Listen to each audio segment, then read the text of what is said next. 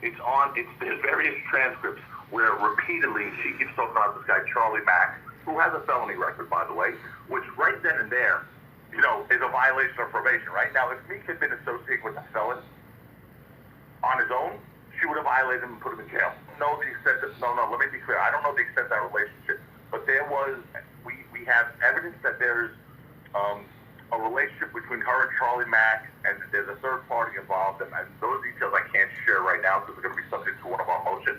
But there's a relationship there, but she was pushing Meek to leave Rock Nation to go back to Charlie Mack. Now, Charlie Mack was Meek's manager when, he was a teenager.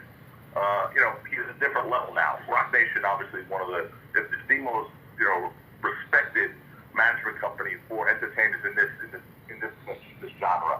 Okay, so Meek is obviously the best of hands. He knows that, and he's been becoming a superstar on the Rock Nation. So for her to suggest that he go back to a local guy, who, by the way, and I don't know this guy Charlie Mack, but he does have a felony record, and according to the transcript that we read, she was willing to make an exception for the rule that probationers can't. So that's the point.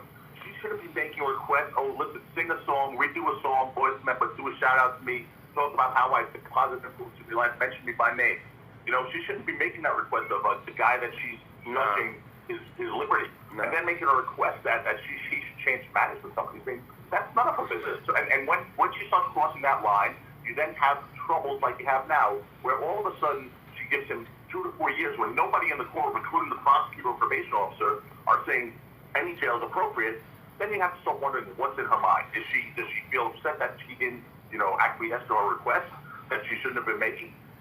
There's a lot. It was like a Twilight Zone, really. It was really. If you didn't read the transcript, you wouldn't believe what you just said. But that's exactly what happened. She cited him for a probation violation for saying we didn't get permission. Rock Nation didn't get permission for him to go down to Atlanta for a rehabilitation clinic or to go to a venue for an event. And she said those are violations of probation, and she was considering that in her punishment. And we said, wait a minute. You got emails and you approved it. And she said, I never did. We produced in the courtroom. We showed her the emails with her name on it, and the district attorney's there. She said she never got that. She asked the district attorney to confirm that she never got it, and the district attorney said, well, you want me to go on the email? Well, we're talking about a hearing. Right now we have to make a series of motions. Okay. For her to recuse herself, motions for reconsideration, which we expect fully to be denied because it's the same judge who's going to be hearing them. And then we'll go to the appellate route, and we'll try and find judges who are fair and impartial, and we'll view this for what it is. And just look at the facts. We're not saying treat me differently because he's a superstar. We're saying don't treat him differently because he's a successful young black entertainer who's been wildly successful and has this. I mean, let me give you another example. He was doing community service at a homeless shelter. Which he's done a lot of. She showed up to watch him do community service. Okay? The judge. At the homeless shelter. Yeah, I never heard of that.